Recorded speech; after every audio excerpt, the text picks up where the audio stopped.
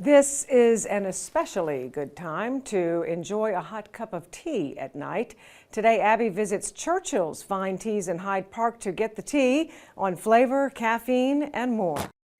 January is National Hot Tea Month, and it's also a time where a lot of us are trying to make some healthier choices. So we're here at Churchill's Fine Teas with Angela Q to learn a little bit more about the health benefits of tea. Angela, thank you so much for inviting us in here. Thank you for coming in. We'd love to have you visit us more. Yes, absolutely. I mean, I was just saying this is such a tranquil and relaxing environment, so it's someplace that I just want to move in here. So maybe short of that, I'll just learn about the teas so that I can keep coming in.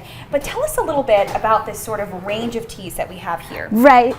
Here we have the most common types of teas, going from white tea, green tea, oolong tea, black tea, and then we also have two good choices for the morning coffee replacement. If people are interested in that, this is Yerba Mate from South America, and this is matcha from Japan. And the caffeine level goes up from this direction. So the white tea has the least amount of caffeine, and the Yerba Mate and matcha has the highest level of caffeine. Also, the processing time and complexity goes up this way. So from white tea, green tea, oolong tea, and black tea, they all come from the same tea tree plant called Camellia sinensis, but the complexity of processing changes, and now you can see the color of the brewing tea changes as well with that process. And Yerba Mate is actually not a tea tree plant, it's a shrub in South America, but it is highly caffeinated and packed with antioxidant. The native Indian people call it a gift from God to give them strength to work. Well, if it's a gift from God, then I certainly have to try it. Tell me a little bit, when you were saying the different processing times, what does that look like for the different teas? So the white tea are the tea tips that are plucked and then just dried. The green teas, they actually, after plucking, they actually fix it to stop the oxidation before drying. So very sudden high heat to prevent the oxidation. And black tea, actually they will pluck the tea leaves and damage it in order to promote that oxidation before the drying. Wow. And oolong tea kind of sits in between, depends on how the tea masters want the tea to taste like. It can taste very similar to black tea or very similar to green tea. So it's a very diverse profile in the oolong category. The tea masters. I absolutely love that. Maybe that's an aspiration for me to get to tea master. I will say the flavor of this too, it's very, I'm not going to be able to describe it in a way that really does it justice, but it's very earthy, but it's fresh. It feels kind of invigorating too. And when we're talking about the different health benefits of all these, they're all going to help you in some way, right? Yeah, they are packed with antioxidants, packed with nutrients, and some of them have caffeine and some of them don't, so you have a variety of choices. Green tea is very well known to help with digestion, metabolism, slow down skin aging, and help with cognitive functions. Black tea is known to help with heart health and lower cholesterol and lower blood pressure.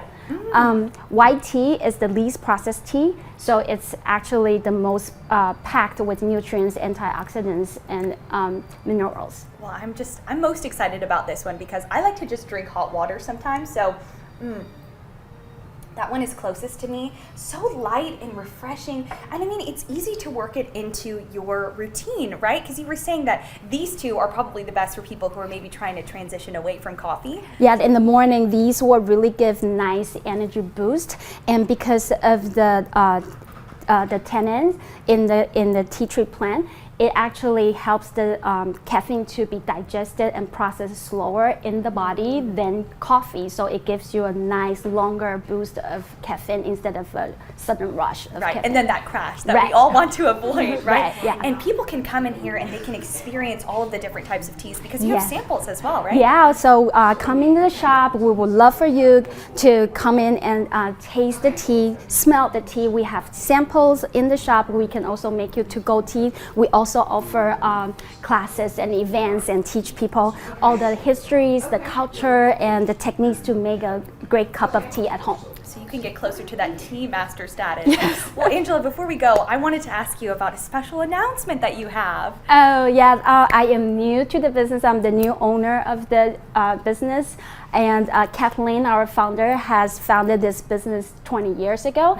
And she is from England, and she built the whole thing from scratch. She's the first generation immigrant and woman-owned business, and I'm just very thankful that she chose to pass down the business, the torch to me, also the first generation immigrant from Taiwan, and also a woman-owned business. Yeah, it's really fantastic to be able to see your passion for tea. I mean, people just have to come in to meet you, to meet all of the experts that are here too. So we want to get you all that information on Churchill's Fine Teas so you can start your tea journey.